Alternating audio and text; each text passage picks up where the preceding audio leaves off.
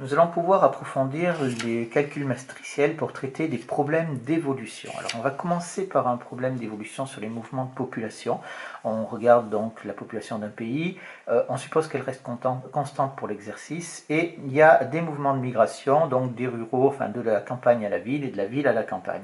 20% émigrent, des ruraux émigrent à la ville, ce qui veut dire que 80% restent à la campagne, et 10% des citadins migrent en zone rurale, ça veut dire qu'il en reste 90%. On se place au départ en 2012 et on appelle Rn et Cn le nombre de ruraux et de citadins exprimés en millions. Alors on va commencer par traiter cet exercice avec les suites, et parce que ce type d'exercice d'évolution peut se traiter avec les suites, mais ici il faut bien comprendre une chose, c'est qu'on va traiter avec les suites, mais on va travailler avec deux suites puisqu'on s'intéresse qu'à deux caractères. Si on s'intéressait à plus de caractères, on aurait plein de suites avec lesquelles il faudrait s'intéresser, ça deviendrait très rapidement très compliqué. Et on verra donc un moyen d'aller beaucoup plus rapidement avec le calcul matriciel. Alors, dans un premier temps, on nous demande de montrer ces deux relations-là, c'est-à-dire ce qui se passe, le nombre de citadins et le nombre de ruraux pour l'année N plus 1. Ça, c'est quelque chose qui est évident, et en général, vous êtes assez désarçonné par ça, parce que c'est écrit dans le texte, en fait. Donc, en fait, ce qu'on vous dit, on vous demande juste de traduire ce qu'il y a dans le texte. Alors, vous pouvez faire ça comme ça, vous voyez, moi j'ai fait Cn plus 1 égale 90% plus 20% de Rn, et en indiquant en dessous de quoi il s'agit, c'est-à-dire en reprenant ce qu'il s'agit au niveau du texte. C'est tout ce qu'on vous demande, c'est ça la démonstration, c'est pas une réelle démonstration mathématique, c'est juste une démonstration avec la lecture de l'énoncé. Je l'ai fait également pour Rn plus 1, ça pose pas de souci. Maintenant, on vous demande ici que vaut Rn plus Cn. Donc Rn c'est les ruraux, Cn c'est les citadins. Bien entendu, si vous les ajoutez, eh bien qu'est-ce qu'on obtient? On obtient la totalité de la population, c'est-à-dire Rn plus Cn qui va être égal à 60. Bien entendu, il s'agit de millions ici. Et on vous demande, après, une fois qu'on a dit ça, d'établir cette chose-là. C'est-à-dire que, alors, vous voyez qu'on avait Cn plus 1 en fonction de Cn et de Rn, et en fait, on veut basculer sur Cn plus 1 en fonction de Cn, c'est-à-dire qu'on veut définir les formules de récurrence des suites Cn et Rn. Alors, si on a Rn plus Cn est égal à 60, et bien évidemment, on va avoir donc Cn plus 1 qui est égal à 0,96 plus 0,2 fois Rn, c'est-à-dire 60 moins Cn, d'accord, puisqu'on le prend ici. Et de la même manière et on va trouver donc 0,7 Cn plus 12 qu'on trouvait, et pour Rn plus 1, ça va nous faire donc 0,1, cette fois-ci il faut remplacer Cn par 60 moins Rn, et plus 0,8 Rn, ce qui nous fait bien, ici Rn plus 1 égale 0,7 Rn plus 6. Donc ça, c'est extrêmement facile pour établir ce genre de choses-là. Déterminer le réel A tel que A égale 0,7 A plus 12, c'est une équation toute bête de niveau 3e. Donc on trouve A égale 40, il n'y a pas de souci là-dessus. Ensuite, on vous dit montrer que la suite Cn-A est géométrique et en déduire Cn. C'est un exercice classique de spécialité maths. Après, on en déduira Rn. Donc, je l'ai fait, c'est pas tellement l'objet. Donc, on prend Un pour les besoins Cn-40. On dit que c'est Un parce que c'est plus pratique pour la rédaction. Au passage, on remarque que si Un égale Cn-40, ça veut dire que Cn égale Un plus 40. On calcule pour tout n Un plus 1. Et on essaie de faire apparaître Un en remplaçant ici Cn justement par cette remarque, là ici Un plus 40, et ça nous donne directement 0,7 Un. On a donc ici la suite qui est géométrique de raison Q égale 0,7 et de premier terme, donc U0 égale moins 20. On peut donc en donner le terme général, ce qui nous fait donc U0 fois Q à la puissance n, ça nous fait donc moins 20 multiplié par 0,7 à la puissance n ici. Donc si on prend maintenant, alors Un c'était la suite intermédiaire géométrique qui va nous permettre de calculer Cn, donc Cn c'est égal à Un plus 40, ça va nous faire donc ici 40 moins 20 fois 0,7 à la puissance n pour tout n. Et maintenant, si je veux calculer Rn, alors Rn, j'utilise la remarque que l'on avait précédemment en disant que Rn plus Cn égale 60, donc ça veut dire que Rn égale 60 moins Cn, donc ça nous fait donc est égal à 60 moins Cn, et ça nous donne donc ici 20 plus 20 fois 0,7 à la puissance n.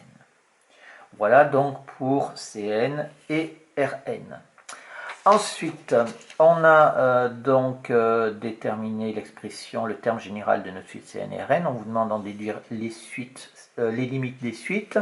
Donc, les limites des suites, eh bien, ici, on reconnaît qu'on a quelque chose qui ressemble à une suite géométrique. C'est une suite géométrique de toute façon. Donc, on prend la limite de 0,7 à la puissance n est égale à 0, car 0,7 est compris entre 0 et 1, c'est le critère de convergence des suites géométriques, et par somme et produit des limites. Donc si vous prenez Cn, vous voyez que ça va faire 0, il va rester donc 40, donc ça c'est égal à ce qu'ils appellent C dans l'énoncé, et limite de Rn, on va avoir donc 20, c'est-à-dire C ici est égal à R petit r dans l'énoncé. Ce qui représente une proportion. Alors si je prends la proportion, donc pour les citadins c'est 40, donc c'est 40 sur la totalité de la population, c'est-à-dire 60, ce qui me fait une proportion de 2 tiers pour les citadins, et ici de 20 sur 60, c'est-à-dire 1 tiers pour les ruraux. Donc on a calculé ces limites-là et on a les proportions que ça représente. Alors souvent, ce qu'on va faire dans un exercice d'évolution comme ça, dans un problème d'évolution, c'est d'interpréter le résultat. Alors l'interprétation, ici, il y a deux choses qu'on peut dire. C'est que au cours du temps, on va dire au cours du temps, eh bien on a une limite. Donc on va dire que la population a tendance à se stabiliser. Bien sûr, si on conserve ce modèle-là, à se stabiliser avec les proportions ci-dessus. Donc ici, vous voyez qu'on a 2 tiers pour les citadins et 1 tiers, c'est-à-dire qu'on peut dire aussi qu'au cours du temps, les proportions s'inversent.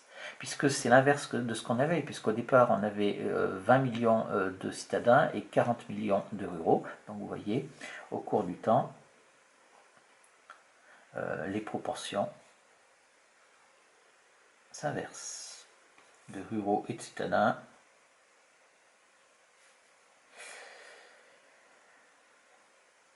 Ont tendance à s'inverser.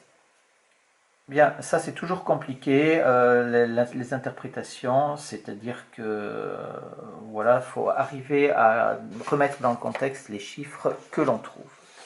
Alors ça c'est donc, on a traité avec les suites numériques et ça marche très bien sans aucune difficulté. Maintenant on va faire ça avec une interprétation matricielle, ce qui va être peut-être pas très performant ici avec 2 valeurs, mais si on en avait plus, ça serait bien plus rapide.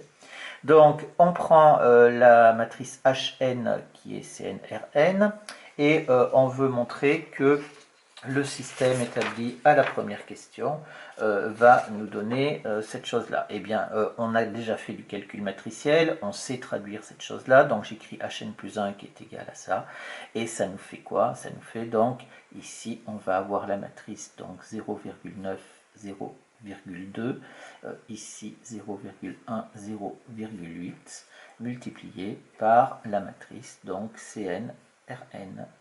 Ça, c'est typiquement le cadre de ce qu'on avait vu dans la multiplication de matrices. Et donc, ça va nous faire donc A fois Hn, où la matrice A, ça va être 0,9, 0,2, 0,1 et 0,8.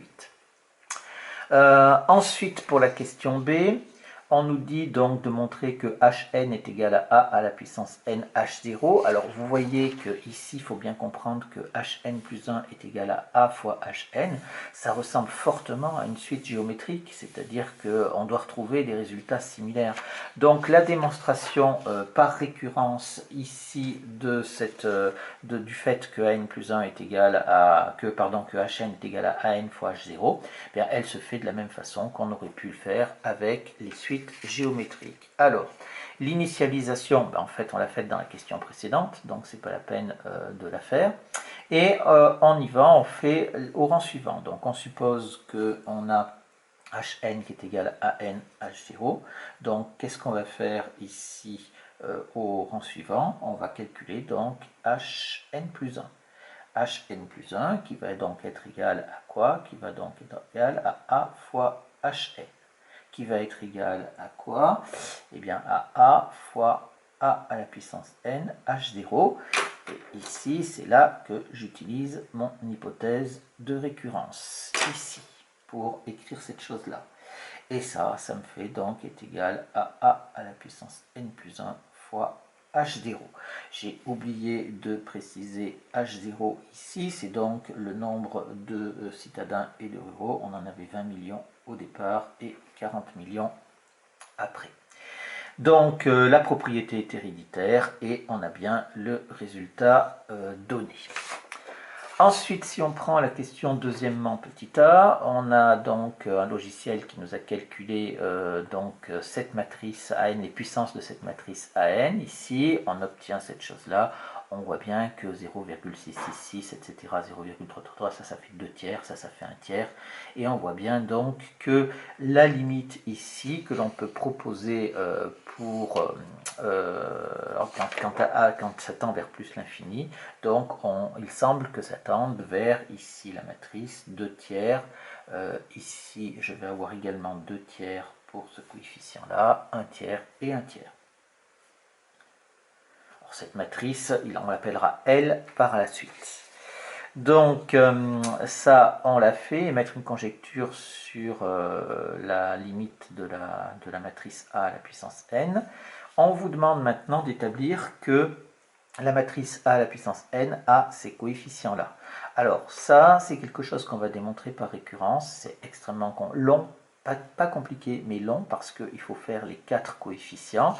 Donc dans la démonstration, j'ai dit on procède par récurrence, et je vais faire en fait que le premier, je vais travailler que sur le premier coefficient de la matrice. Bien entendu, on peut faire exactement la même chose sur les 3 autres. Donc, je prends donc l'initialisation au premier rang pour n qui est égal à 1. Donc, je prends ici 2 tiers plus 1 tiers multiplié par 0,7 à la puissance 1. Ça fait 2,7 sur 3, ce qui nous fait 0,9. Et on retrouve le premier coefficient de notre matrice A qui était, je vous rappelle, 0,9, 0,2, 0,1, 0,8. Donc, ça marche. Et il faut faire bien entendu les 3 autres coefficients. La propriété est héréditaire. Pour l'hypothèse de récurrence, donc, on suppose la propriété vraie en une donnée. Je ne l'ai pas écrite parce qu'elle est longue à écrire. Et on calcule donc a n plus 1, a puissance n plus 1. Donc ça nous fait ça. Et on va calculer le coefficient, donc toujours sur le premier coefficient. Il est important, si vous regardez cette vidéo, que vous fassiez les calculs. C'est un excellent entraînement pour maîtriser le calcul matriciel. Si vous êtes capable de faire ça sans erreur et assez rapidement, ça veut dire que vous êtes capable de multiplier, de faire un calcul matriciel absolument quelconque. Donc sans difficulté. Donc on prend ici ça multiplié par 0,9 plus ça multiplié par 0,1 pour avoir le premier coefficient. Je l'ai écrit et après calcul, on obtient bien 2 tiers plus 1 tiers multiplié par 1,07 à la puissance n plus 1, puisqu'on a 0,7 fois 0,7 à la puissance n, et on obtient bien ce que l'on voulait. Donc la propriété est bien héréditaire, puisqu'on voulait obtenir ça, mais au rang suivant, c'est-à-dire à la puissance n plus 1, et donc elle est vraie partout. Maintenant, ici, on a calculé ces coefficients. Quelle limite peut-on proposer pour la suite des matrices A à la puissance n? On comprend bien que quand n tend vers plus l'infini, on va prendre séparément pour chacun des termes des matrices, on va prendre la limite.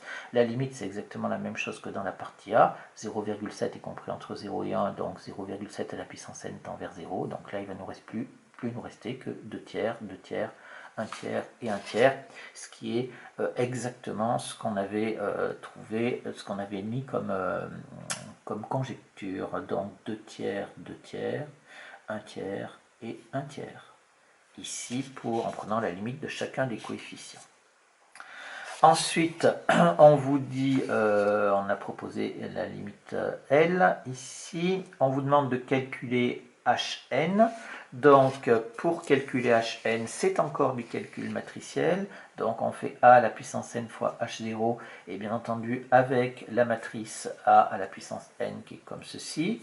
Donc ici pour le premier coefficient de la matrice Hn, c'est ça fois 20 plus ça fois 40. Et pour le deuxième, c'est ça fois 20 plus ça fois 40.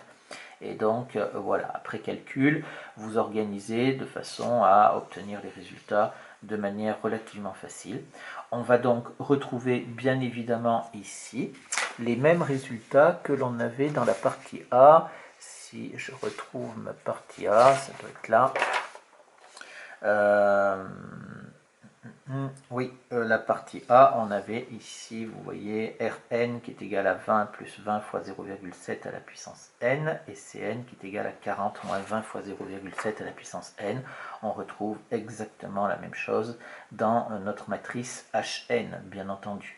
Et donc, ici, quelle limite h peut-on proposer pour la suite de matrice Hn? Et bien entendu, quand 0,7 va tendre, quand n va tendre vers plus l'infini, 0,7 à la puissance n va tendre vers 0.